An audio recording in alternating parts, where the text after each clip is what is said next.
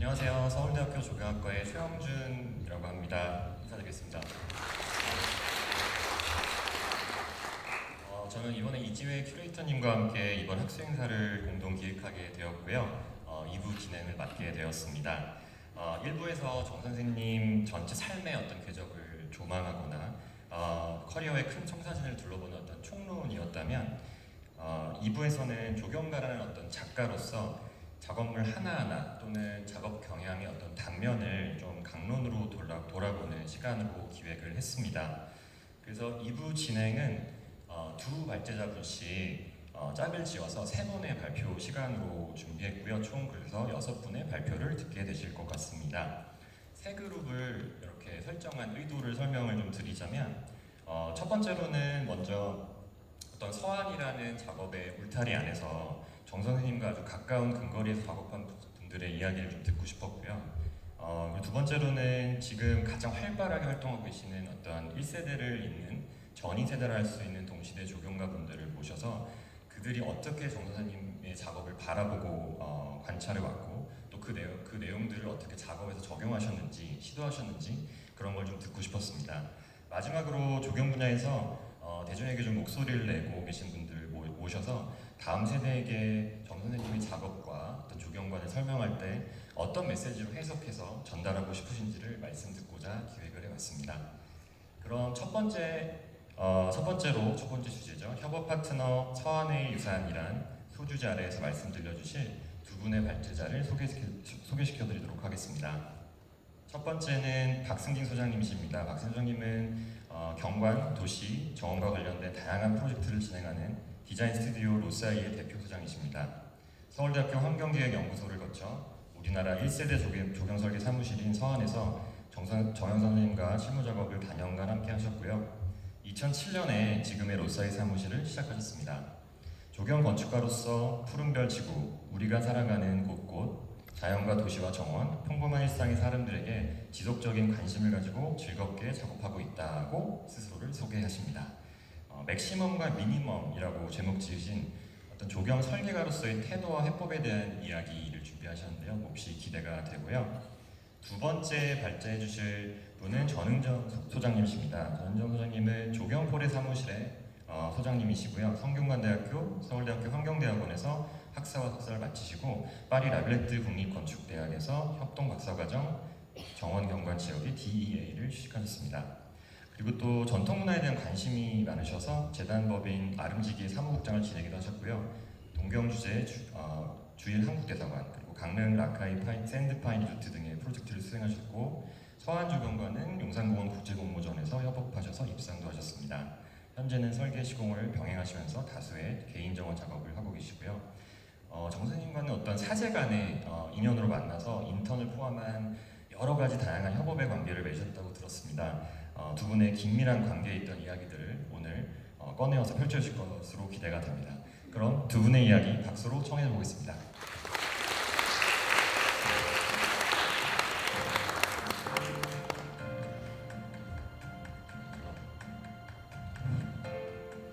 예, 박성진입니다. 우리 주최팀에서 시간을 너무 타이트하게 주셔가지고 굉장히 빨리 이거를 진행을 해야 될 것 같습니다. 그래서 제가 조금 스피드하게 진행을 하려고 생각을 하고 있는데요. 예, 제목이 맥시멈, 미니멈으로 제가 잡았는데요. 우리가 이제 보통 이제 설계자들이 어떤 공간을 설계한다고 하는 것은 생각을 구체화해서 그것을 도면으로 그려나가는 행위라고 이렇게 볼 수가 있겠습니다. 그런데 그려나간다는 것은 결국 도면에 어떤 설계 요소들을 이렇게 채워나가는 것이거든요. 여기 아마 설계 현업에 계신 분들은 많이 계실 거라는 생각이 드는데, 근데 이 지점에서 설계자들은 굉장히 많은 고민을 하고 있습니다. 왜냐하면 이제 그리다 보면 이 정도가 좋을까? 이거 너무 지금 지나치게 간 거 아닌가? 더 좀 가볼까? 아니 이거 좀 너무 좀 쉽게 푸는 거 아닌가? 이걸 조금 더 더 고민을 해야 되지 않는가? 이런 여러 가지 고민들을 수없이 하게 되거든요. 그래서 이제 그런 생각과 또 그것을 이제 피워놓은 드로잉을 계속 피드백을 하면서 뭔가를 계속 이제 디벨롭을 하게 되죠. 근데 어떤 순간에는 또 이렇게 디자인을 하는 순간에 또 설계자의 욕심이 이렇게 또 발현이 됩니다. 그래서 야, 내가 여기다가 멋진 선을 좀 그리고 멋진 패턴을 만들어서 근사하게 보이게 좀 할 수는 없을까, 이런 것들도 늘 계속 나오면서 싸우게 되거든요. 그러면서 사실은 설계가 굉장히 맥시멈으로 모든 설계 요소들이 총출동돼서 자칫 잘못하면 과하게 갈 수 있는 맥시멈으로 갈 수도 있고, 또 어떤 경우에는 더 단순하고 절제된 방법으로 설계로 풀어나갈 수도 있습니다. 근데 그것을 결국은 디자이너가 결정하고 그거를 실행해야 되는데 그 기준이 과연 무엇일까라는 생각을 끊임없이 하게 되죠. 제가 한 10년 전쯤으로 기억이 되는데요. 그 정원학 연구포럼이라는 곳에서 제가 이제 그 서원에 한 13년, 14년 근무를 했었기 때문에 이제 정생 작업을 옆에 보면서 제 나름대로 10개의 시선으로 바라본 정영선의 정원미학이라는 발제를 한 적이 있습니다. 그때 이제 여기 보시는 것처럼 10개의 키워드를 쭉 나열을 해서 진행을 했었었는데, 제가 이제 가장 중요하다고 생각하고 가장 기본적인 거라고 생각하는 것이 바로 첫 번째, 그 땅을 이해하는 태도라고 꼽았었습니다. 우리가 이제 설계하는 땅이 과연 어떤 맥락에 있고 누가 이용할 것이며 또 땅을 포함한 주변 여건을 충실히 살피는 것, 이것이 굉장히 설계도 중요한데 그걸 굉장히 강조하셨거든요. 그래서 거기서부터 바로 설계가 시작된다라고 볼 수가 있는 것이죠. 설계자의 의도, 설계자의 욕심은 그 이후에 해도 충분하다 하는 이제 그런 생각이었고요. 그래서 이제 오늘 제가 두 개의 프로젝트를 같이 가져왔는데요. 하나는 제가 이제 같이 작업을 참여했었던 적용 설계의 모든 요소가 제 표현으로는 총출동한 프로젝트가 있습니다. 바로 2007년도에 있었던 서울 아산병원 프로젝트고요.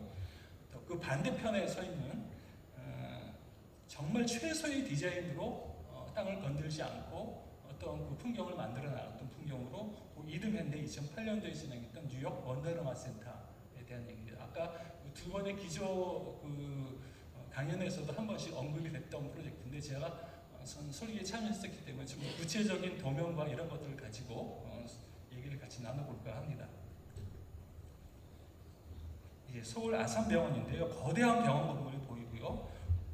5개 주차장 사이에 폭이 60m, 길이가 300m 되는 그런 공간을 설계하는 그런 이제 작업이었습니다. 보통 이제 현재 이렇게 만들어진 모습은 굉장히 많은 나무로 숲으로 이렇게 공원처럼 만들어져 있는데, 설계하면서 가장 고민을 했었던 부분들은 아마 이런 것이었던 것 같아요. 거대한 콘크리트 구조물, 건축물도 그렇고, 그 다음에 그 지하 주차장 상부라는 조건이 그렇고, 그 다음에 건너편에 엄청나게 큰 주차장이 있었습니다. 풀한 폭이 없고 그린이라는 것은 전혀 찾아볼 수 없는 그냥 삭막한 건조한 공간인데 과연 거기에 무엇이 필요할까?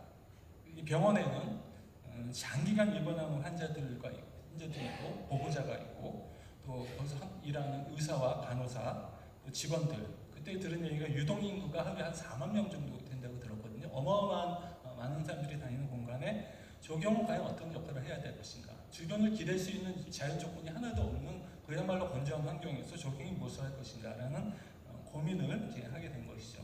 그래서 이제 굉장히 많은 이제 토론을 하고 이제 현장을 보고 이제 선생님하고 같이 이제 다니면서 내린 결론은 개념들을 보면 이렇게 단순한 것입니다. 그냥 거대한 도시 숲을 만든다.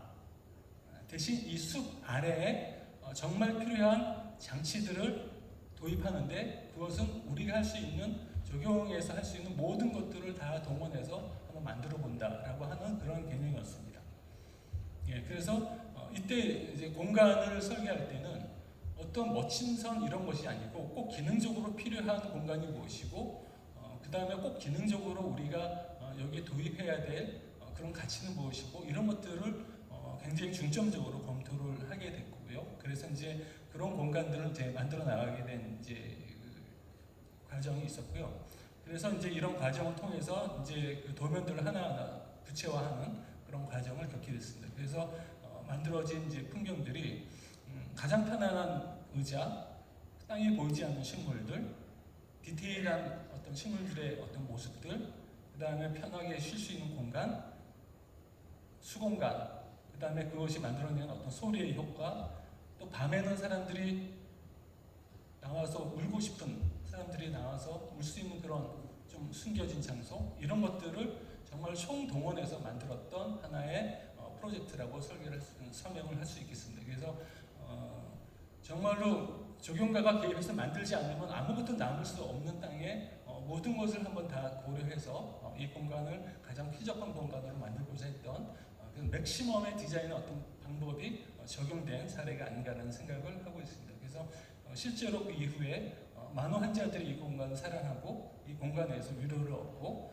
그것을 사용하는 것들을 저희가 이제 목격하고 바라볼 수 있었습니다.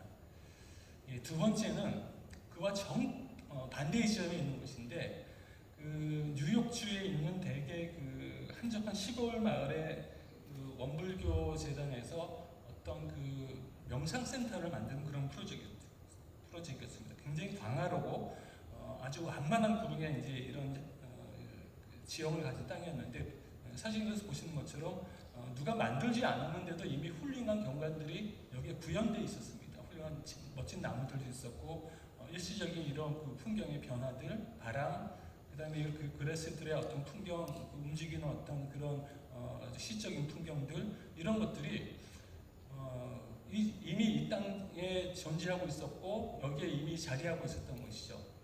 그래서 이제 이거를 이제 설계하기 위해서 현장을 답사하고 땅을 걷고 여러 가지 조사를 하게 됐는데, 그 과정에서 건축가들하고 같이 협의를 많이 했었습니다. 그래서 어디에 집을 안 치고 어떻게 조경의 어떤 방법을 여기서 구현할 것인가라는 것들을 쭉 해 나갔는데, 같이 이제 그 당시에 그 현장을 둘러보던 모습입니다. 그러고 나서 이제 서울로 돌아와서 이렇게 회의를 했죠. 그래서 현장을 조사한 굉장히 다양한 어떤 인벤토리 맵들을 가지고 어떻게 풀어나갈 것인가, 여기다가 어떻게 그 설계를 조경이라는 것들을 여기다가 도입해서 뭔가 더 공간을 더 가치 있게 만들 것인가라고 고민을 여러 차례 했었는데, 결론은 아무것도 하지 말자. 굉장히 단순한 거거든요. 그래서 정석으로 잘됐다, 아무것도 하지 말라. 일이 쉽게 풀리겠구나. 결국 사실은 아무것도 하지 않은 셈이 됐어요. 뭐냐면 굉장히 비싼 비행기 값을 내고 가서 조사하고 했지만은 이 땅을 건들지 않는 것이 최선이다. 그래서 땅을 저희가 면밀히 분석을 했습니다. 그래서 여기서는 정말 명상을 할 수 있는 좋은 길 하나만 만들어도 성공이다 라는 생각을 한 거죠. 그래서 그 길을 만들기 위해서 얼만큼 지형을 잘 이해하고 그거를 잘 설정할 것인가, 땅을 건들지 않고 그 사이사이에 그냥 찾아가는 것이죠. 그래서 길이 한 번에 드러나지 않고 이렇게 다니면서 길이 계속 이어지고 사라지고 이어지고 사라지고 하는 풍경을 만들기 위해서 여러 단면을 검토하고 그것들을 만들기 위한 루트를 지형상에 설계를 하게 된 것이죠. 그래서 계획 도면이 현황 도면하고 별로 차이가 없습니다.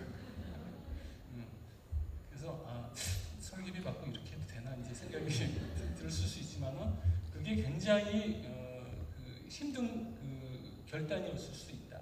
그래서 우리가 옳다고 생각하는 것을 확신을 가지고 주장을 하고 클라이언트를 설득할 수 있는 것이 또 설계가의 어떤 태도가 아닌가라는 생각을 하고, 그 기반이 됐던 것은 바로 땅을 이해하는 태도를 우리가 온전히 실천하고 그거를 진심으로 전달하는 것이 아니었나라는 생각을 하고 있습니다. 그래서 그 이후에 실제로 이제 만들어진 풍경도 보면 여타의 적용적 요소들이 거의 배제가 되고 거의 풍경으로서 그냥 땅 자체를 보존했던 이런 프로젝트라고 할 수가 있습니다. 정리를 해야 되는 시간인 것 같은데요. 제가 이제 현장에서 찍은 사진인데, 이런 풍경이 지금 그 영화 포스트잇 등장을 비슷한 포즈를 취하고 계시면 뒷짐짓고 걷고 계시는 건데, 저는 이제 멀찌감치 뒤에서 항상 이 사진 찍은 게 지금 땅과 교신하고 계시는구나. 실제로 그 영화에도 다큐에도 보면 이렇게 중얼중얼 흥얼흥얼 그렇게 하시거든요. 그래서 저는 그걸 보면서 교신 중이시구나.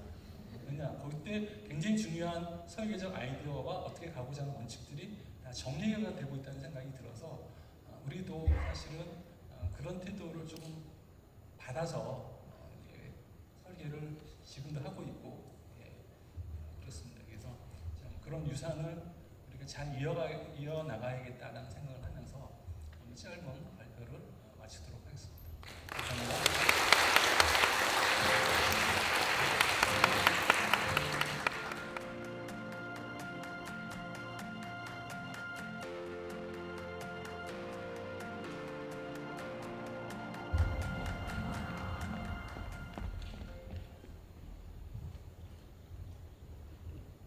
움직이면 안 된다 그랬나요? 안녕하세요. 저는 저입니다. 발표를 하게 됐는데요. 지금 그 특별한 사제 관계에서의 스토리와 유산이라는 제목은 제가 정한 게 아니고 주최 측에서 주셨어요. 그래서 제가 굉장히 처음에 부담스럽게 받았는데 이걸 받고 나서 생각을 해보니까 정말 정영선 소장님께서는 정말 저랑은 특별한 관계였던 게 맞는 것 같고 그리고 인생에서 정말 큰 스승님이었다는 생각을 제가 이번에 해보면서 정말 좋은 마음으로 그리고 정말 감사하는 마음으로 발제를 준비하게 됐습니다.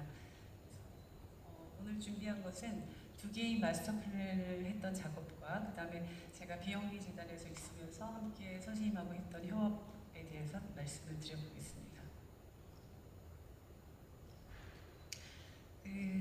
했던 첫 번째 작업은 이제 선유동원 현상설계인데요. 이때가 1999년이에요.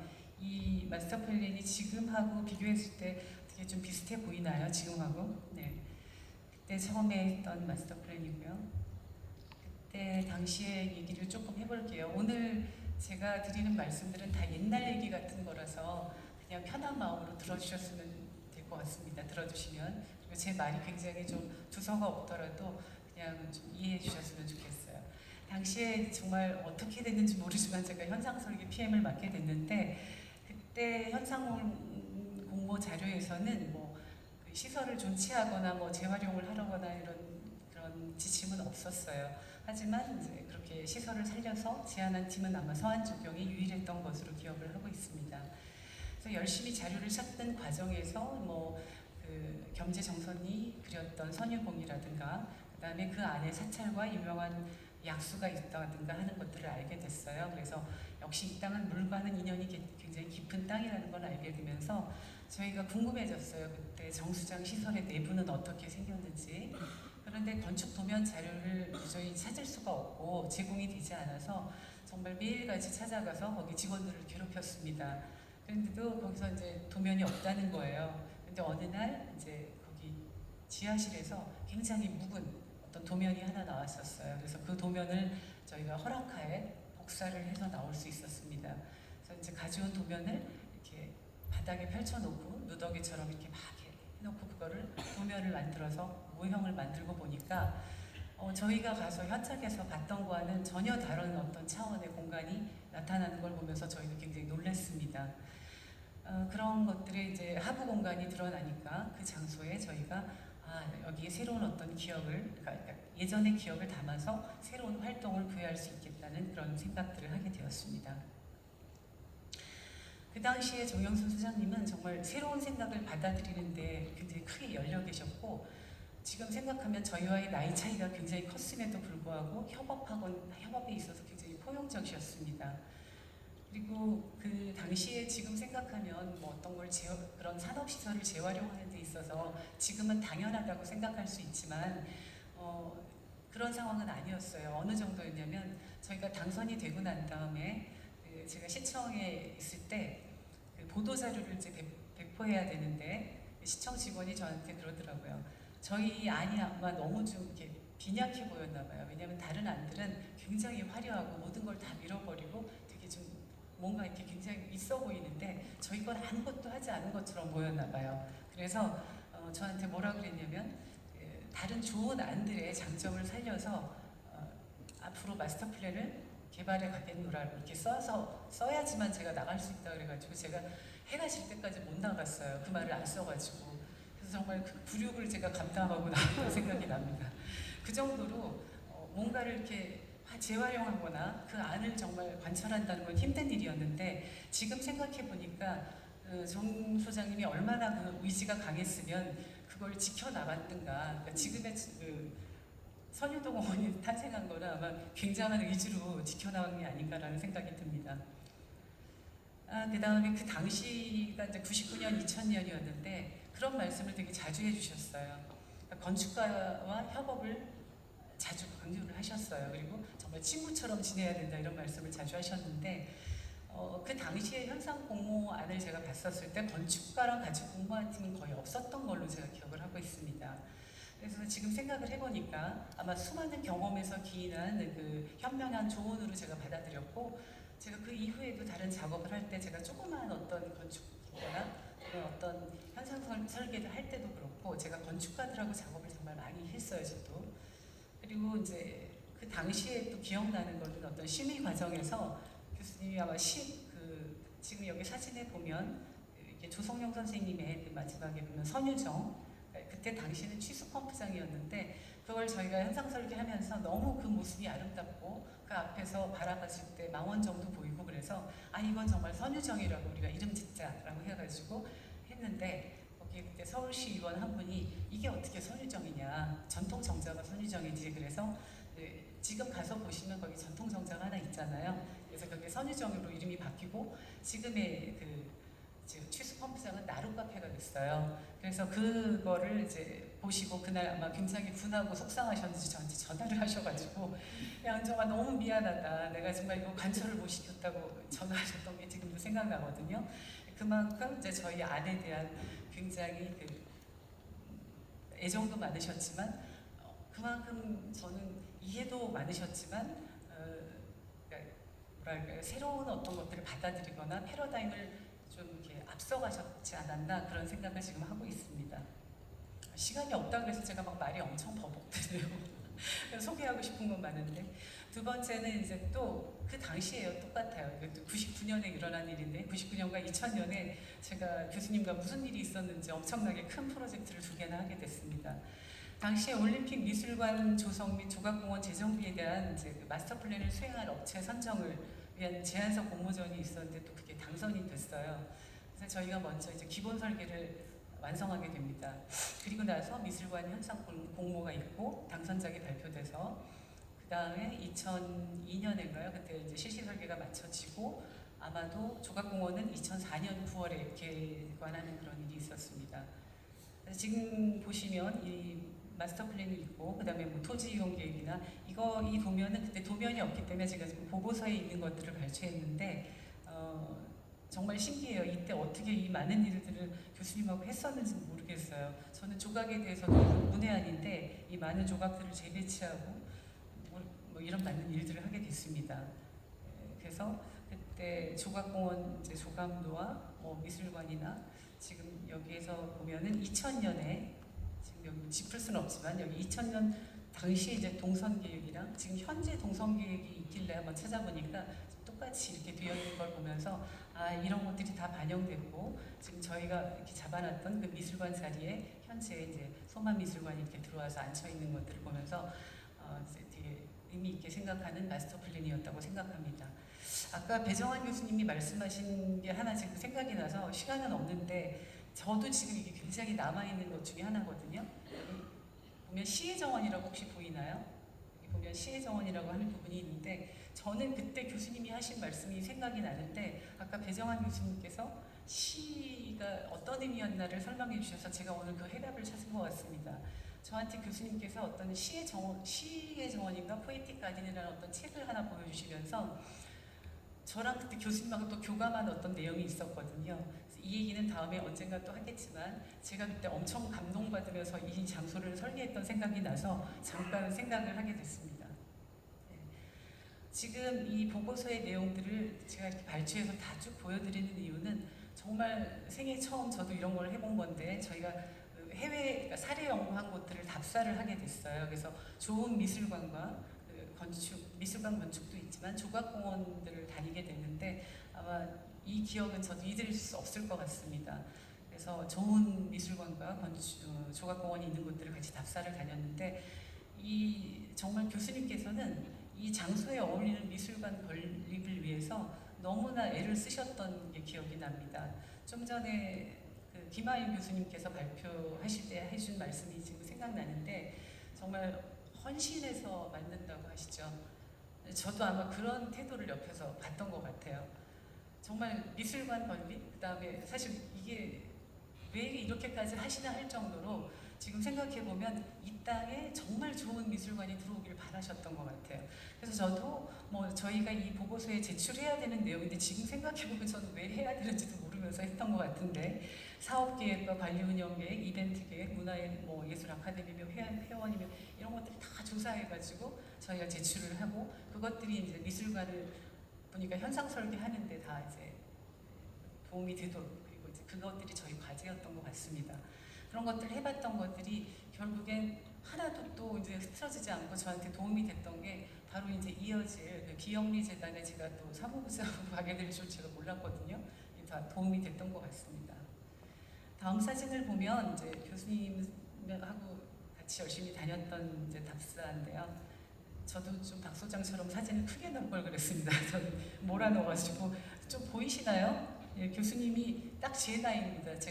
제 나이 때고 제가 아까 선유도랑 이제 올림픽 미술관 이거 할 때는 제가 35, 36이었던 것 같아요.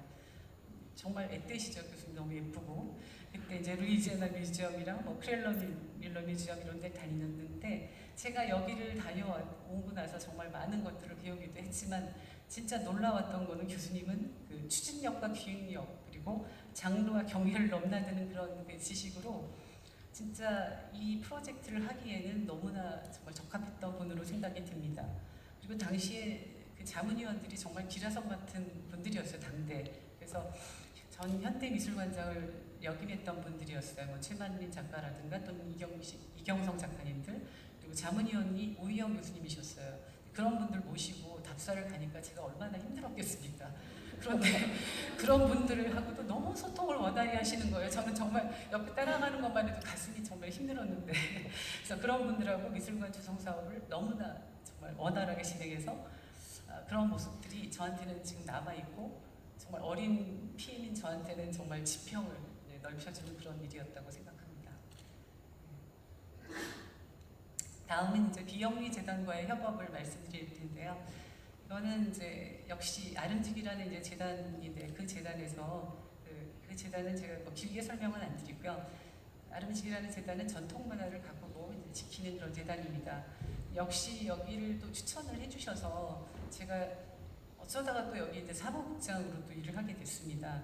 제 사무실도 있었지만 근데 참 재밌고 좋은 재단이었어요. 그래서 가자마자 이게 무슨 운명인지 지금 이 사진에 보시면 이 한옥이 어떻게 보이나요? 굉장히 이제 쓰러져가는 것처럼 보일 텐데 이거를 이제 기증을 받은 겁니다. 그래서 기증받은 이 한옥을 아마도 제가 가기 전에는 그냥 이렇게 되게 험불한 그런 상태의 문화체험장으로 쓰겠다, 전통문화 체험을 하는 그런 장소로 쓰겠다는 계획이 있었던 것 같습니다. 그런데 정말 안타깝게도 밑에 전소된 안채가 보이죠? 아마 그 일대에 화재 사고가 있어가지고 제가 가기 직전에 이제 얼마 전에 불이 나서 그냥 공사가 한 1년 정도 이렇게 중단된 상태였다고 해요. 그래서 이제 제가 이걸 가가지고 이걸 해야 된다 그러니까 굉장히 가슴이 답답하고 또 그랬어요. 근데 이걸 보면서 느꼈던 거는 제가 프랑스에서 유학할 당시에 그들은 전통 문화나 뭐 일본도 마찬가지겠지만 그런 것들을 굉장히 중요시하고 고급스럽게 유지하고 그런 것들을 보면서 이 장소가 그렇게 그냥 대충 쓰일 곳은 아니라는 생각이 들어서 다시 이제 사업 제안을 하게 됐습니다. 그래서 이사회에서는 저보고 참 돈 많이 쓰는 어린 사무국장이 왔다 이런 얘기를 제가 들었지만 그래도 다시 그걸 통과해서 어떻게 하게 됐냐면 안채의 멋을 최대한 복원하고 또 현대적인 활용이 가능하도록 사업 방향이 변경이 돼서 이제 한옥 숙박의 어떤 새로운 모델을 제시하게 됐습니다. 지금 보시면 이제 정 교수님 모습이 보일 텐데요. 옆에 맨 위에 상량문이 보일 겁니다. 그 상량문에 지금 아마 올라가 있을 텐데 지금 이제 조경 공사까지 다 늘어났기 때문에 정형선 소장님 보이고요. 여기 사무국장 제 이름도 올라가 있습니다. 그래서 2005년 7월에 상량식을 올리고 정형선 소장님이 정말 이 아래 여기 사이트를 보면은 여기가 굉장히 그 조경이 정말 다 허물어져 있었지만 교수님 아마 이거를 딱 보시면서 어떻게 해야겠다는 생각이 다 쓰셨던 것 같습니다. 그 먼 곳을 참 이렇게 자주 오가시면서 애정을 가지고 가꿔주셨어요. 그래서 이제 제 사진 여기 보시면 이제 진행 과정인데 이것보다 훨씬 더 뭐 엉망인 땅이었지만 지금 굉장히 이렇게 다듬어 주신 모습들이 보일 겁니다. 화개도 만들고 안에 있는 돌들 다 예전처럼 이렇게 모습을 예전같이 가꿔주고 계시고요. 정말 재미있었던 것은 이때가 아마 낙선제 프로젝트 하면서 동벌도의 취병 같은 걸 실험하고 싶으셨는지 지금 보면 아래쪽에 대나무를 가지고 취병을 만들고 굉장히 만족해 하시면서 앉아 계신 모습입니다. 네. 정말 그리고 이제 보시겠어요? 굉장히 황골탈퇴한 모습이죠. 이제 갓 준공하자마자의 모습입니다. 그때 뭐 이제 틀을 갖추고 나니까 제가 깜짝 놀란 것은 건축이 만들어진 다음이 아니라 이 조경을 다 이렇게 정원을 만들고 나서의 모습이었습니다. 정말 이 뭐랄까 이 시퀀스 하나하나가 달라졌고 마당이 갖춰지고 그런 모습에서 이 공간이 정말 이 공간이 맞았나라는 생각이 들 정도였고요. 가운데 이 조그마한 이 매화 정원 같이 만들어 놓은 곳이 방을 하나하나 그러니까 사랑채나 안채를 들어갈 때마다 보이는 공간이 다 화첩처럼 다르게 보이더라고요. 제가 정말 깜짝 놀랄 정도였어요. 그리고 이제 굴뚝하고 정원 이렇게 장독대를 만들었는데 그런 것들이 처음에는 이 뭐 농촌 방가에 너무 이게 화려한 것이 아닌가라고 생각했는데 여기 오는 숙박하는 분들에게는 정말 전통을 지키는 것이 얼마나 귀하고 아름다운 것인가라는 것을 느끼게 해줄 거라는 생각이 들었습니다. 그래서 정말 이런 놀라운 변화에 다들 감탄을 했고요. 그래서 이제 그 다음 해 이제 2006년 5월 11일에 내빈들을 모시고 큰 개관식을 하고 그 이후에는 정말 많은 분들이 여기를 다녀가면서 이때 당시가 2006년이면 한옥을 호텔로 쓴다든가 이런 일은 없던 장치였거든요. 정말 참 신기하게 정말로 많은 한옥들이 생겨가고 지금은 다들 그냥 한옥 카페 가고 막 그러시잖아요. 그런 일이 됐습니다. 여기 사진을 보시면 교수님 굉장히 즐거워하고 여기 많은 이제 용도로 이용이 되고 있습니다. 그러니까 제가 그때 이제 조각공원 할 당시에 교수님이 막 거기 끌려다니면서 사업 계획하고 이런 거 왜 했나 막 이랬는데 참 이렇게 또 제가 쓰임이 될 줄 몰랐습니다. 그다음에 이제 두 번째는 좀 시간이 지나서 죄송한데 여기까지 말씀을 드리고 끝내도록 할게요. 두 번째 이제 창덕궁 낙선제 일대 수목 교체 계획 및 설계 감리 사업인데요. 이 비영리 재단에서의 협업은 주로 다 이제 모델 사업을 하는 것입니다. 남들이 하지 않지만 우리가 되게 안타깝게 생각하고 전통을 지켜야 되는 이런 모델 사업들인데 2006년 초에 창덕궁 관리소에서 아름지기의 창덕궁의 전체 조경 정비 마스터 플랜을 이제 요청을 했었습니다. 그때 제가 조경을 해서인지 아니면 뭐 다른 사업을 하고 있어서인지 모르겠는데 실제 계기는 그 첫 번째에 있는 지금 저 더벅머리 같은 소나무 화개가 보이나요? 저것 때문이었습니다. 제가 창덕궁 청소를 일주일마다 하면서 왔다 갔다 할 때마다 낙선제 앞을 지나가면 저걸 볼 때마다 너무 괴로웠어요. 왜 관리하지 않는가? 화개가 막 앞으로 쏟아질 것 같은데 아무것도 하지 않더라고요. 그래서 아마 이런 것들 때문에 얘기를 하다가 된 것 같습니다. 그래서 전체를 할 수는 없으니 이제 궁궐 조경의 법례가 되는 일정 부분을 정하자 해서 낙선제 부분을 하기로 했고 저희 이제 정영선 소장님이 자문으로 항상 계시기 때문에 정영선 소장님과 자문위원인 또 이제 정지훈 교수님을 또 섭외해 오셨고 그래서 다른 분들까지 하셔가지고 이제 조경의 정기 방안을 찾아 나가기로 했습니다. 그래서 아름지기는 문화재 심의위원을 거친 설계 결과물을 도네이션하고 또 창덕궁 관리소가 시행하는 공사를 감리를 하기로 했습니다. 좀 빨리 진행할게요. 그래서 이제 현황 분석을 이렇게 다 했어요. 도면은 이때 박승진 소장님이 또 같이 참여를 했습니다. 낙선지 후원 같은 경우는 실제로 여기 최근까지도 왕실 사람들이 머물렀지만 보증을 제대로 했다든가 그런 게 없었더라고요. 그래서 외래종이 심어져 있거나 임시방편으로 식재가 된 경우가 많았습니다. 도면만 간단히 보시면 저희가 그래도 철저하게 보증을 했었습니다. 마침 이런 과정을 제가 또 흥미있게 본 거는 제가 프랑스에 있을 당시에 그 궁궐의 조경이나 그런 것들, 그러니까 궁궐이라고 말하면 안 되죠. 거기는 이제 왕실. 거기에 그런 정원들을 정말 관리를 잘하고 그런 문서들을 남기는 것들을 보면서 그런 것들이 얼마나 의미 있는지를 제가 좀 봤기 때문에 우리나라도 그런 것들이 정말 필요하다고 생각했던 터였습니다. 그래서 정말 이런 자료들을 철저히 남기면서 조사를 했었습니다. 네, 실제로 최종 계획안이고요. 식물 선정의 기준이나 제식 설계의 기준도 자료들을 꼼꼼히 찾아가면서 계획을 했습니다. 그 다음에 유지관리의 원칙이라든가 그런 것들도 정말 너무 이런 것들이 없었기 때문에 이제 모델 사업을 좀 찾아가서 했습니다. 다음 사진인데요. 이제 회의도 열심히 했고 정 소장님이 이제 드디어 나타나셔서 이식 하나 하는데도 삽질을 하시고 이제 정말 제가 그때 알았습니다. 이미 뭐 아름지기 할 때도 알았지만 저희 정영선 소장님은 현장이십니다. 현장 체질이세요. 그리고 이제 실제로 식재 공소를 다 오셔서 그 경험과 지식을 나누시는데 다 감리하시고 지금 막 식물을 갖다 놓는데 그게 아니라고 또 들고 와서 막 이때가 정말 12월이었어요. 심지어 얼마나 추웠는지 몰라요. 제발 좀 밑에서 제가 하지 마시라고 해도 쫓아 올라와서 다 갖고 내려오시고 소나무를 전지하던 날은 비가 오고 그러는데도 막 오셔서 하시고 저는 뭐 그냥 밑에만 있었습니다. 네. 그리고 그랬어요. 그래서 이제 마지막인데요. 제가 정영선 소장님한테 정말 같이 협업하면서 이제 같이 있으면서 옆에 있으면서 배웠던 거는 그 어떤 뭐 디자인에 있어서라든가 이런 것들도 많이 배웠지만 옆에서 지켜볼 때는 그 태도라는 말씀을 배정환 교수님도 해주셨지만 저는 그 협업과 소통하는 그런 중요성을 정말 배웠습니다.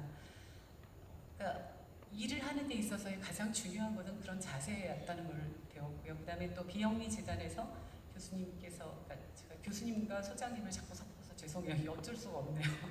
그래서 그런 경험과 지식을 나누는 데 있어서도 정말 그거는 꼭 나눠야 된다는 것처럼 저에게 들렸어요. 그래서 제가 기회만 있다면 저도 이제 그러려고 노력을 하고요.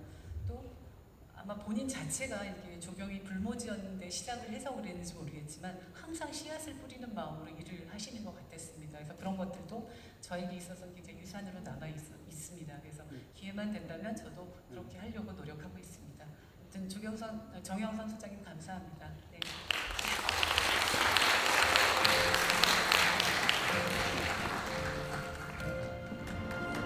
네, 두 분 발제 너무 잘 들었습니다. 우리 박승준 소장님은 정말 짧았지만은 정말 치밀한 어떤 작업의 기운을 느낄 수 있었고요.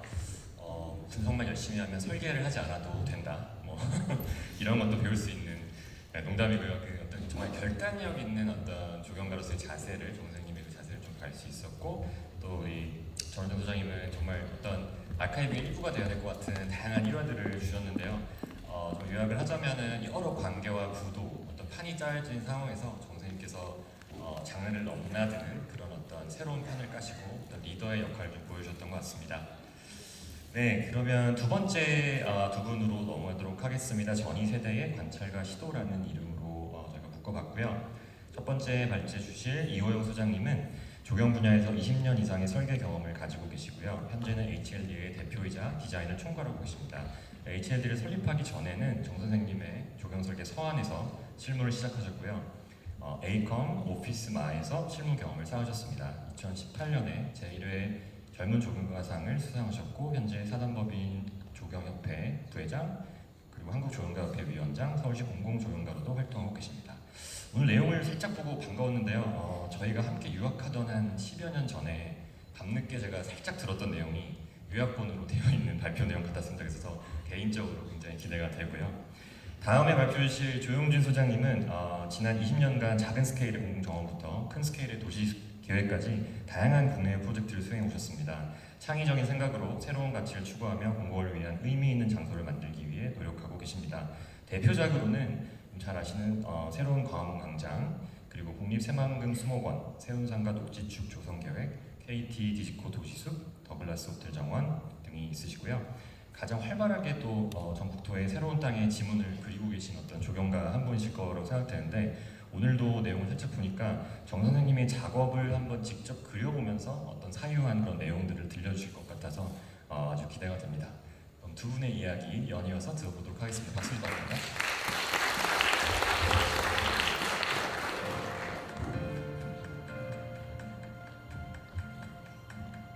네, 안녕하세요. HLD 이호영입니다. 네, 저는 첫 직장으로 서울에서 6년 가까이 일했지만 정 선생님하고 일할 기회는 거의 없었습니다. 그래서 회사에서 정 선생님의 스케치, 도면, 보고서를 늘 찾아보면서 공부했고 한번 대화할 기회가 생기면 집중해서 기억하려고 굉장히 노력했습니다. 오늘은 이제 그 당시에 제가 받았던 영감과 지식을 이제 짧게 공유해 보려고 합니다. 전 선생님의 작품 사진 중에서 제가 제일 좋아하는 사진 중 하나입니다. 어디까지가 만든 풍경이고 어디부터가 원래 있던 자연인지 분간이 가지 않는 아름다운 풍경입니다. 제 기억이 틀릴 수도 있지만 이 당시 전 선생님은 한국 조경의 특성을 담담함이라고 말씀하셨습니다. 지금은 거미블루, 하이불치라고 표현하고 계십니다. 그래서 지금까지도 설계를 하면서 내가 하고 있는 설계는 이 담담함을 가지고 있는지 늘 한 번씩 생각해보고 공간에서 담담함이란 어떤 것인지 늘 고뇌하게 됩니다. 2007년 사진입니다. 강교 호수공원 현상 설계 당시에 현장에 찍힌 사진인데 제가 정영선 선생님과 찍은 유일한 사진입니다. 하루 종일 이제 대상지를 돌아다니면서 숲의 경관에 대해서, 수변의 경관에 대해서 말씀하시고 장소별로 꼼꼼히 기록하시면서 이곳에 만들어야 할 큰 경관에 대해서 말씀하시던 모습이 아직도 생생합니다. 이 노트는 정 선생님께서 현장에서 장소마다 경관을 보고 하시는 말씀을 제가 전부 메모를 했다가 나중에 다시 한번 정리한 것입니다. 버드나무 가지가 밝기 때문에 이른 봄에 아름답다. 어두운 골짜기에 일찍 싹을 트는 기lum나무를 심으면 좋겠다. 흥덕지구를 가리기 위해서 키 큰 상수리 나무를 심자. 신대호수 물가로 물풀을 심자. 축축한 들판에는 돌배나무가 좋겠다. 저는 이런 경험을 통해서 경관을 크게 보고 그 지역에 맞게 계획을 세우는 방법을 조금씩 익혀갔습니다. 아산병원입니다. 제가 회사 다닐 때 이 프로젝트에 참여는 못했지만 너무 궁금해서 계속 도면과 보고서가 진행되는 걸 찾아보고 명쾌한 식재 설계가 좋아서 식재 설계 도면을 나름 분석하면서 공부했습니다. 놀라셨죠? 이 공간, 저 공간 식재를 계속 보면서 식재 패턴이 있다는 걸 알게 되었습니다. 개수나무 군식 아래에는 잔디와 줄사철을 베이스로 미국 낙산원과 탐나 산수국을 심고 떼죽나무 아래에는 층꽃과 점순박이를 심는 시기였습니다. 옥상 정원에는 무려 8가지 식재 패턴을 따로 정리해서 그 당시에 마치 이걸 수거처럼 외웠습니다. 더 놀라셨을 겁니다. 잘 공개되지 않은 삼성전자 30주년 기념정원인데 여기는 가보지도 못했지만 사진으로 본 공간이 너무 좋아서 이것도 도면을 굳이 찾아서 공간별 식재 패턴을 분석하고 정리하고 또 외웠습니다. 제가 유일하게 전 선생님과 함께 진행한 프로젝트인 뚝섬 프로젝트입니다. 지금 서울 아크로 포레스트가 있는 자리입니다. 결국 건축물과 조경 모두 변경되어서 시공되었지만 전 선생님과 프로젝트를 진행하면서 저 스스로는 가장 많이 성장했던 것 같습니다.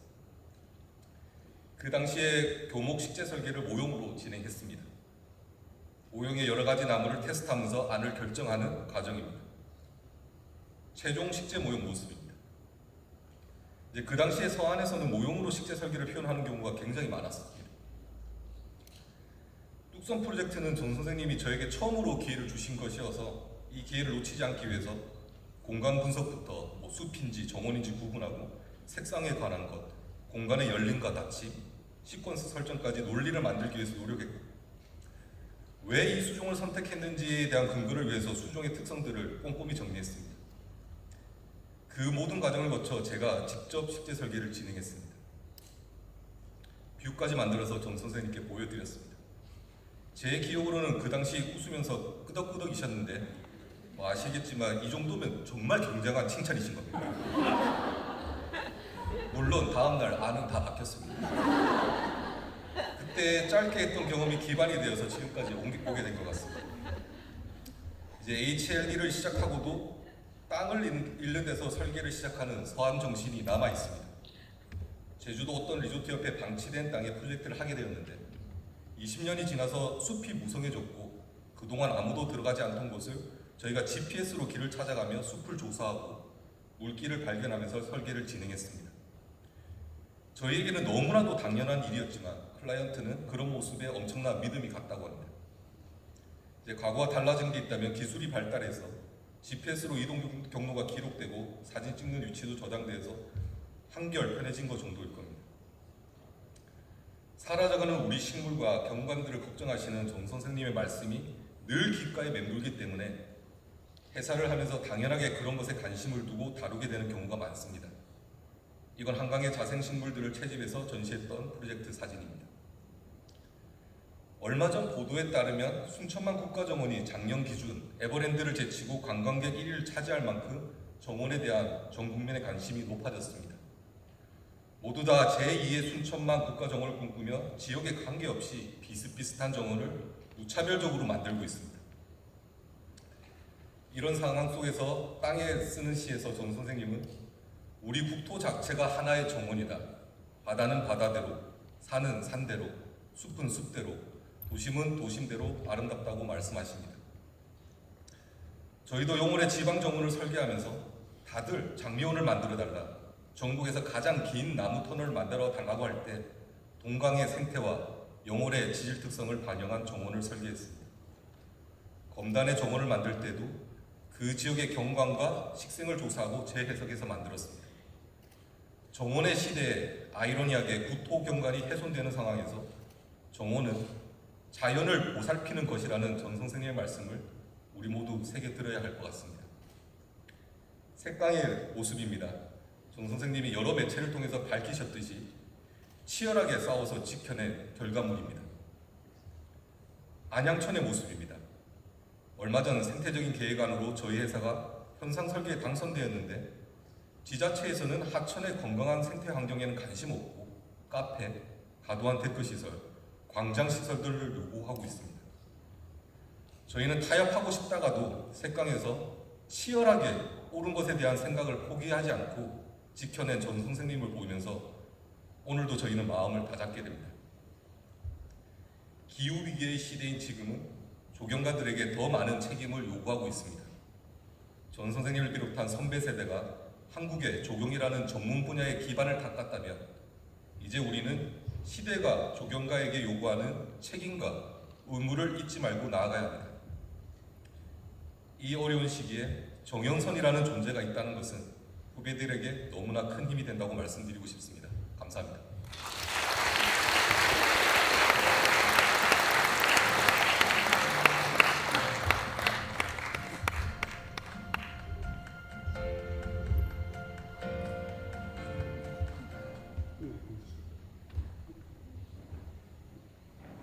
네, 안녕하세요. 조용준입니다.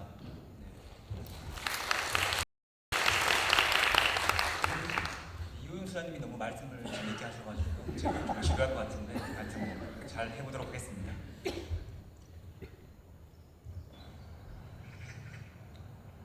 조경과 정영선은 조경이 없었던 시절 조경을 개척해 왔습니다. 저는 전이 세대로서 조경 1세대에게 학문을 배우고 조경이 번창했던 2000년대 초반 실무를 시작하여 20년 동안 다양한 공간들을 설계해 왔습니다. 그 시간 속에서 아쉽게도 그분 아래에서 배울 수 있는 기회가 없었습니다. 그러나 조경 설계를 시작하면서부터 그분의 작품들을 통해 많은 것을 느끼고 배우고 경험했습니다. 저는 설계를 할 때 대상지의 주변부터 그려나가며 비워진 대상지에 무엇을 그려야 할지 고민합니다. 때론 아무것도 떠오르지 않아도 일단 그리기 시작합니다. 그리다 보면 어느 순간 번뜩이는 아이디어가 떠오르기도 합니다. 저는 생각과 아이디어가 손의 감각과 이어져 있다고 믿습니다. 선두 공원을 깊게 이해하고 관찰하기 위해 계획안을 필사했습니다. 시공된 선들을 따라 그리며 미처 생각하지 못했던 부분들을 느낄 수 있었습니다.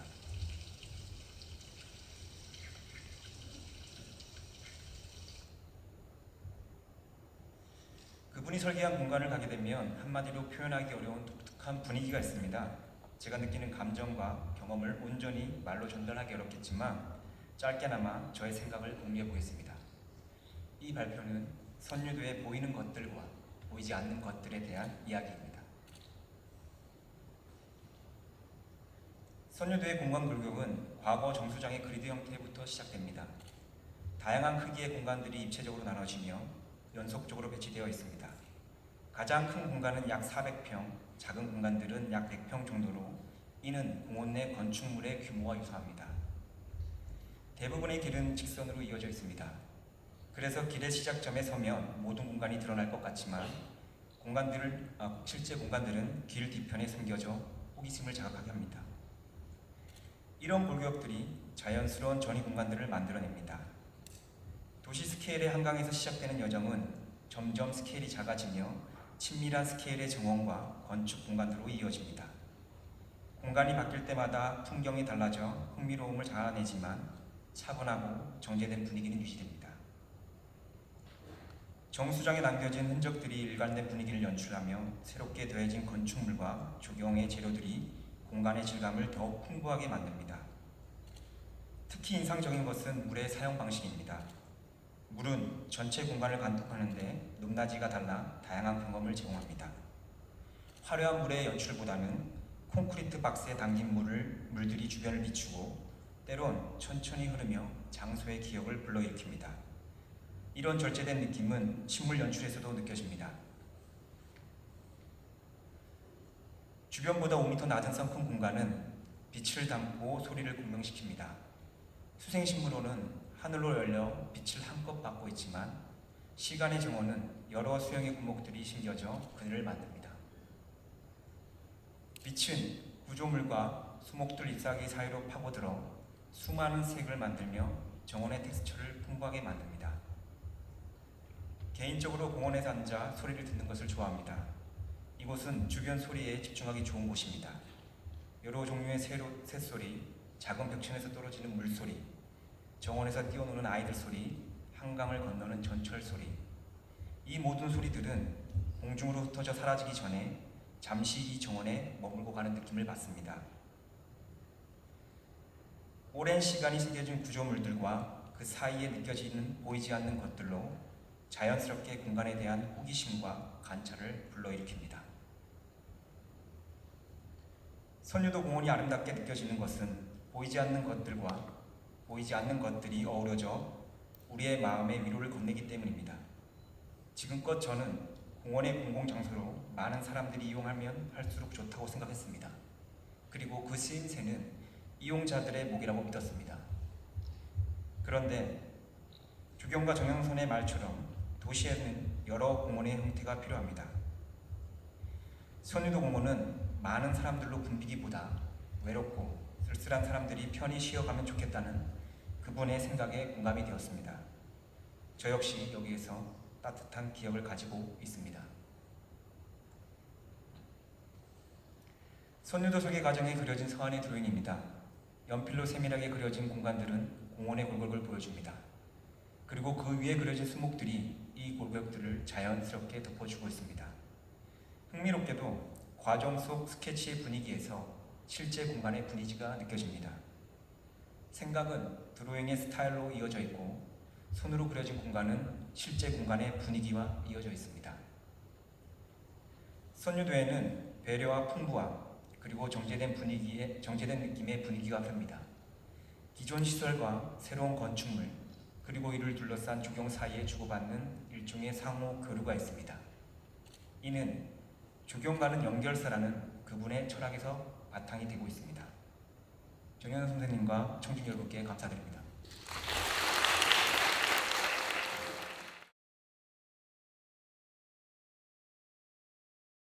네, 두 분의 인상적인 발표 잘 들었습니다. 이용 소장님은 뭔가 어깨 너머로 본 정현 소장님의 작업인 것 같고요. 또 조은규 소장님은 뭔가 멀찌감치 해서 이게 읽어낸 어떤 내용인 것 같은데요. 그렇게 직접적으로 못하더라도 이렇게 많은 또 배울 점과 교훈들이 있고 그렇다는 것은 정말 저영선의 조경이 얼마나 좋은 텍스트인가를 반증하는 발표였던 것 같다고 느껴집니다. 네, 다음은 마지막 두 분의 여성분을 모실 예정입니다. 다음 세대 해석과 수용이라는 제목으로 붙여봤고요. 다섯 번째 발제자이신 김선미 기자님은 현재 동아일보 콘텐츠기획본부 부장으로 계시면서 동아일보의 김선미의 시크릿 가든이란 정원 조경 관련 글을 연재하고 계십니다. 지금까지 동아일보에서 논설위원, 뉴센테니얼 본부 크리에이티브 랩 팀장, 편집국 문화부와 산업부 차장 등을 지내셨습니다.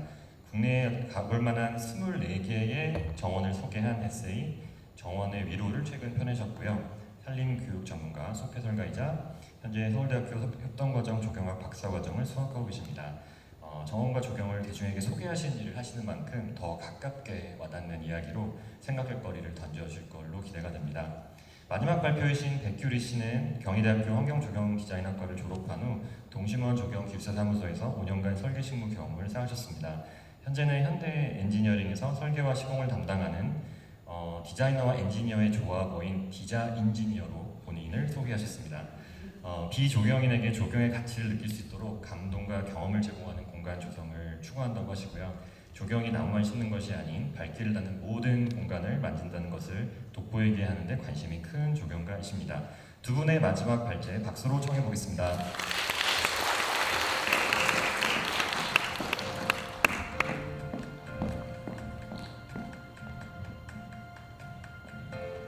안녕하십니까. 소개받은 동아일보 김성미 기자입니다.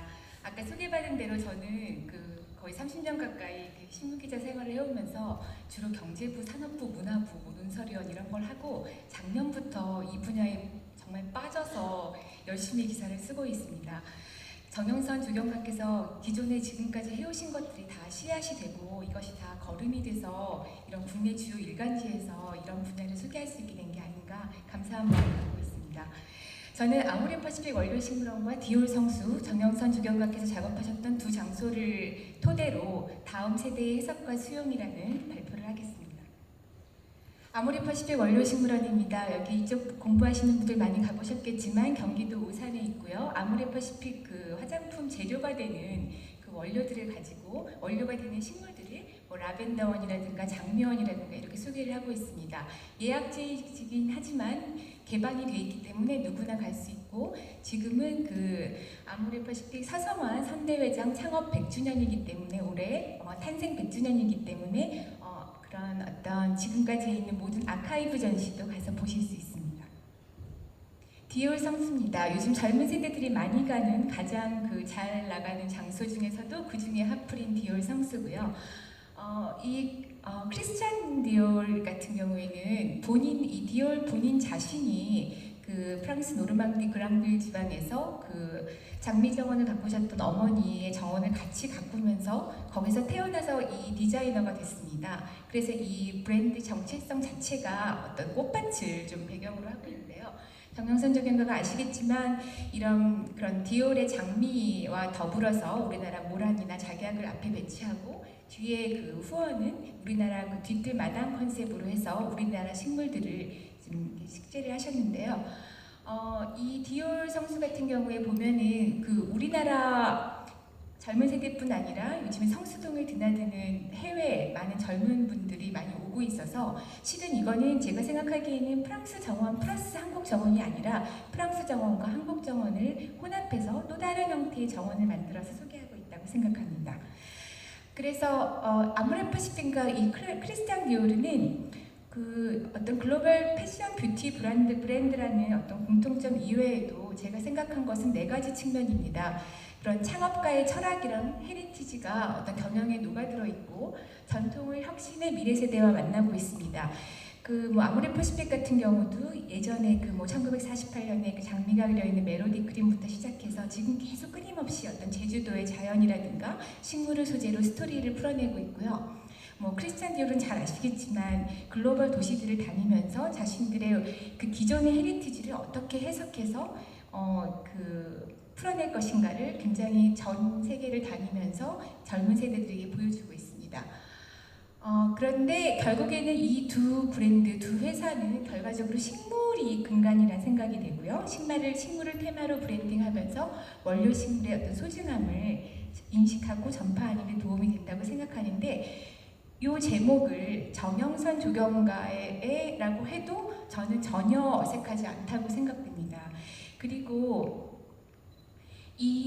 여기 보면은 제가 오늘 평소에 제가 느꼈던 것도 그렇지만 오늘 발표들을 들으면서 정영선 조경가야말로 어떤 기업가 정신, 도전하고 어려움이 있어도 그걸 헤쳐나가려고 도전하셨던 거 어떻게 보면은 스타트업 정신을 갖고 지금까지 해오신 게 아닌가 그런 생각이 들었습니다. 아모레퍼시픽 원료식물원 지금 식재도고 이게 지금 여기 국립현대미술관 아트숍에서도 파는 엽서에 그려 있는 건데 가만히 보면은 여러 가지 식물들과 함께 한박꽃나무라든가 제비꽃이라든가 우리 식물들이 많이 있습니다.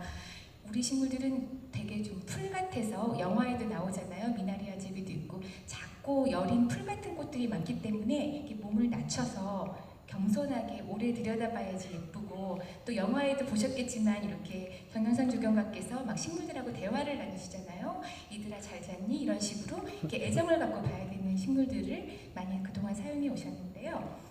다음 세대에게 무엇을 물려줄 것인가, 이번 전시 지금 도록에도 써 있고 이번 전시 개막할 때 개막 기자간담회에서도 말씀하신 부분입니다. 우리 산이 내 작업의 교과서였고 한국의 산천이야말로 신이 만든 정원이자 천국이다. 그런데 문제는 우리 가까이 있는 천국을 알아보지 못하고 마구 망치고 있다. 요즘엔 벌, 나비 이런 게 안 보인다. 다양성이 없어지기 때문이다. 생물 종 다양성을 정말 중요하고 필요하다. 이렇게 말씀하셨는데, 제가 이번에 그 정원의 위로라는 제가 책을 내면서 제 책에 정영선 조경가가 너무 많이 등장을 해서 의도적으로 제가 좀 이렇게 너무 많이 정영선 선생님 책을 쓴 게 아니기 때문에 조금 빼려고 해도 많은 부분을 차지하는 걸 보고 지금까지 우리 이쪽 업계에 학계에 영향을 미치신 게 너무 감사한 한편, 그러면 이제 다음 조경가들도 많이 더 배출돼야 될 텐데 그분들은 또 어떤, 지금 학도도 마찬가지고 현업에 계신 분들도 어떤 걸 생각해야 될까 했을 때는 결과적으로는 우리가 지금 어떤 정영선 조경가가 어떤 세상을 보는 아름다운 관점을 저희에게 주셨다면 앞으로는 더 건강하고 아름다운 지구를 어떻게 다음 세대에게 물려줄 것인가. 요즘에 굉장히 이런 학계에서도 어떤 플라즈마 기술 같은 거를 이제 결합해서 어떻게 종 다양성, 자생식물을 증식한다든가 이런 연구가 되고 있는데 좀 더 치열하고 투쟁적으로 이런 환경에 대해서 고민하고 작업에도 연결돼야 되지 않을까 이렇게 생각합니다. 감사합니다.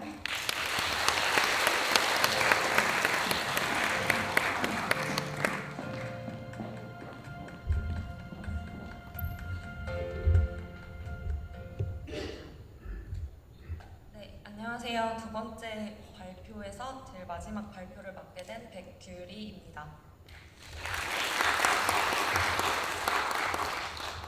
먼저 이렇게 영광스러운 자리에서 발표하게 돼서 지금 매우 떨리는데요. 선생님의 작품을 보고 조경가로서 배운 점, 그리고 더 나은 조경가가 되기 위해 가져야 할 태도에 대해서 제가 느낀 바를 차분하게 떨리지만 말씀드려보도록 하겠습니다. 제가 오늘 발표할 주제는 조경적 가치의 시각화 아모레퍼시픽 본사 조경입니다. 제가 학생일 때는 조경학과라고 하면 다른 과 학생들이나 심지어 친척들도 그거 나무 심는 일 아니야? 이렇게 물어보고 길을 걷다가 이 나무 뭐야? 이렇게 물어보는 경우가 많았었어요. 회사에서는 조경직으로 근무하다 보면 이제 나무 심는 일은 아니라는 건 알지만 그래도 여전히 건축 외에 남은 공간을 담당하는 업무로 여겨지기 쉬운 것 같습니다. 그래서 제가 늘 갖고 있는 고민 중 하나는 다른 공종과 협업하지만 조경이 돋보이는 디자인은 어떻게 해야 되는 걸까? 건물은 건물, 조경은 조경 따로 여겨지기보다는 건축 외관을 조경 공간이 더욱 풍부하게 하는 배경이 되면서도 조경 자체의 존재감도 강한 상생적 조화를 이루게 할 수는 없을까입니다. 저는 이 고민에 대한 답을 용산 아모레퍼시픽 본사 조경공학에서 찾았던 경험이 있습니다. 조경은 건축의 뒷전이 아니다라고 말씀하시며 조경과 건축의 공존의 중요성을 시각화한 작품 그 자체라고 생각해서 이에 대한 이야기를 나눠보고자 합니다. 먼저 지상층입니다. 저는 지상층을 한국적 경관의 가치가 가장 잘 드러난 공간이라고 보고 대청마루에서 보는 풍경이라고 생각했습니다. 선생님의 말씀 중에 한국적 가치와 그 구현의 중요성이 있습니다. 이러한 경관이 아주 전통적인 공간으로 조성될 때만 나타날 줄 알았는데 조경의 자연스러운 그 자체로서의 디자인을 통해서 꼭 이게 한국이다, 한국적이다 라고 말하지 않아도 이렇게 현대적인 공간에서도 한국적 가치를 잃게 된 경험을 나누고자 합니다. 아모레퍼시픽 지상층 조경 공간은 밖에선 건축을 보게 되고 안에선 조경을 보게 되는 상호 보완적 관계를 조성하는 역할을 합니다. 밖에서 건물의 디자인과 그 하얀 배경에 더욱 선명해 보이는 조경에 감탄하면서 자연스럽게 이끌려가면 지상층의 숲은 바깥과 건물을 연결시키는 자연스러운 전이 공간의 역할을 하는데요. 숲을 지나서 필로티 하부에 서게 되면 안에서 보이는 펼쳐진 숲에 방금까지 서 있던 도시는 있게 됩니다. 그런데 여러분, 이 풍경 어디서 많이 본 것 같지 않으신가요? 저는 옛 우리 선조들이 휴식을 즐겼던 대청마루가 떠올랐습니다. 이 기둥들은 대들보가 되고 넓은 필로티 하부는 대청마루가 되어 바깥 풍경을 즐길 수 있는 옛 모습과 닮아 있는데요. 자연의 모습이 이런 조경 공간이 없었다면, 그리고 그래서 차가 달리는 도로가 바로 보였다면 전혀 느껴지지 않고 그저 현대적인 회랑으로만 느껴졌을 모습입니다. 이러한 한국적 가치는 건물 내부에서도 느낄 수 있습니다. 건물에 있는 모든 창에서는 외부의 조경을 볼 수 있고 이를 통해 우리는 차경을 즐길 수 있게 됩니다. 건물의 창의 위치 및 크기를 활용하고 건물 내부에서 보는 뷰의 거리를 고려한 식재 디자인이 결국에는 건물 내부로 조경을 끌어오는 한국적 경관의 가치를 드러내는 중요한 요소라고 생각했습니다. 이러한 조경은 이용자와 건축물의 관계를 맺어주는 역할을 하여 이 공간을 지속해서 이용하도록 하고 있었습니다. 외부에서 본 숲이 건물과 외부를 분리시키며 자연의 공간 속으로 들어오게 하는 느낌을 부여했다면, 이와 다르게 내부에서 창을 통해 보이는 조경은 나만을 위한 정원의 모습으로 드러나며 이용자를 머무르게 하고 건축과 더 소통하게 하는 조경의 역할을 볼 수 있었습니다. 자칫 인공적인 요소들로 인해서 차가워 보일 수 있는 실내 공간이 건물의 많은 창들을 통해 보이는 외부 조경 공간으로 생동감을 갖게 되어 어딘가에서 감상하고 싶어지게 되는데요.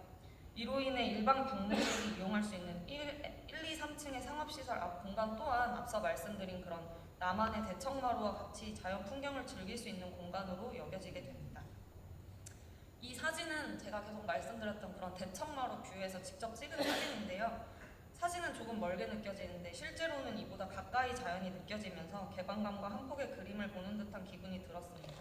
근데 놀랐던 점이, 저는 조경가라서 그런 생각을 하지만 실제로 이날 제 왼쪽에는 나중에 알았지만 미국에서 출장 온 방문객이 있었고, 오른쪽에는 잠시 들린, 그냥 지나가다 들린 국내 방문객이 있었는데, 제가 내부를 몇 바퀴를 돌고 여기 앉아있는 시간 동안에 이분들도 계속 앉아서 서로 셋 다 이 사람들 왜 있지? 이렇게 이상하게 서로 생각하는 거예요. 그래서 제가 어색함을 못 참고 이제 양쪽에다가 왜 여기 앉아서 가만히 있냐고 물어봤더니, 그냥 바깥 풍경을 바라보고 싶을 때 종종 들린다.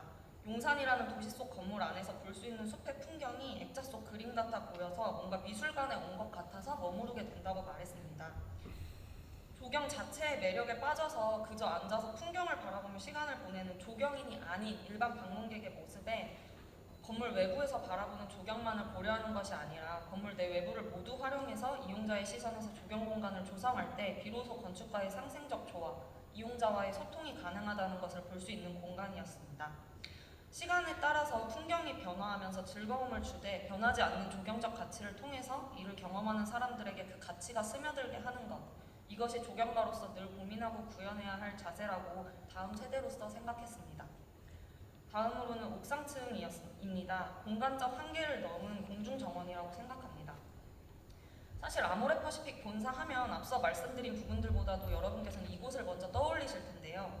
바로 5층의 아모레가든입니다. 아모레퍼시픽 본사를 브랜딩한 공간이라고 말해도 과언이 아닐 텐데요. 실제로 최근 건축 공모에서도 이 정원으로 조경으로 수상하였고, 아모레퍼시픽에서 외부인 초청 행사를 진행할 경우에 꼭 보여주는 공간이기도 합니다.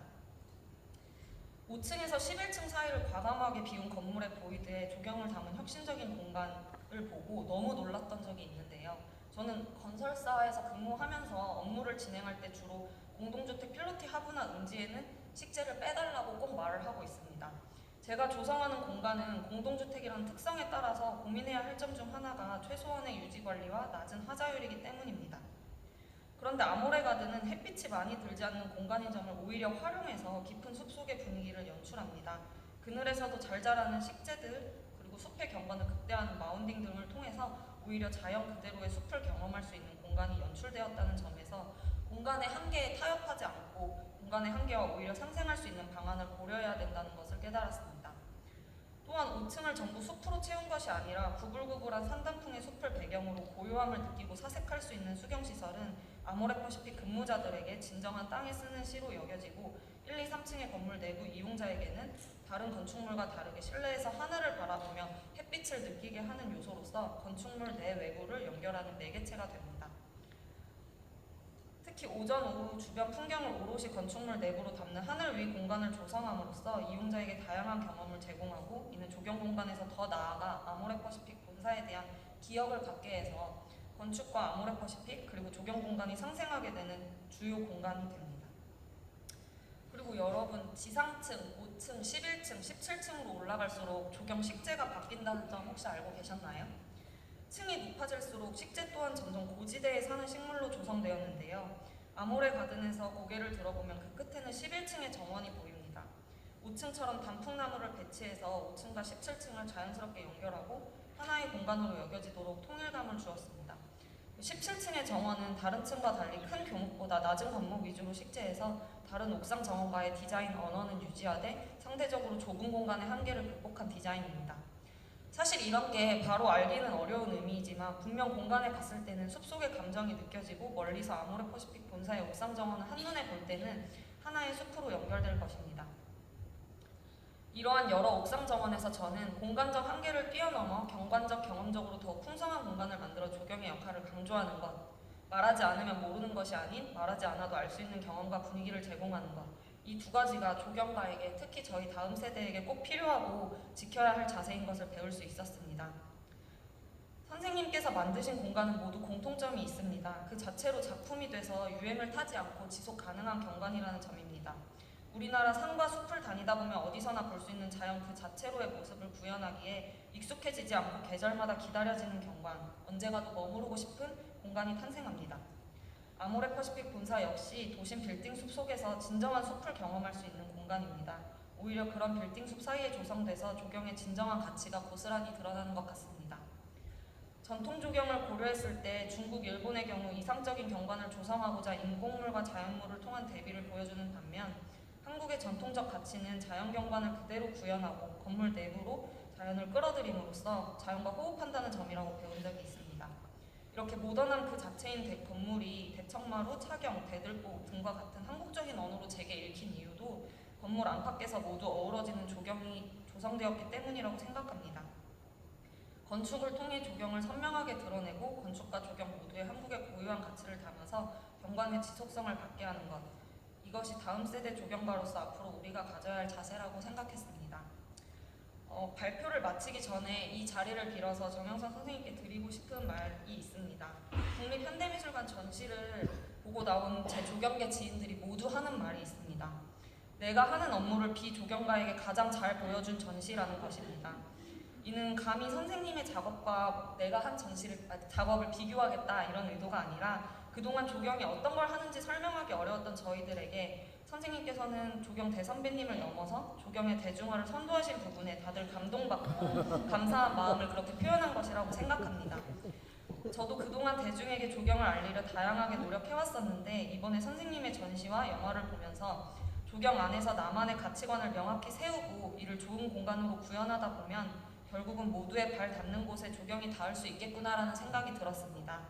오랜 시간 동안 좋은 공간을 만들고 계실 뿐 아니라 조경이 나무 심는 일만이 아닌 사람들이 발 딛는 모든 공간이라는 걸 대중적으로 알려주심에 앞으로 저희가 나타날 수 있는 장이 더욱 폭넓어졌습니다.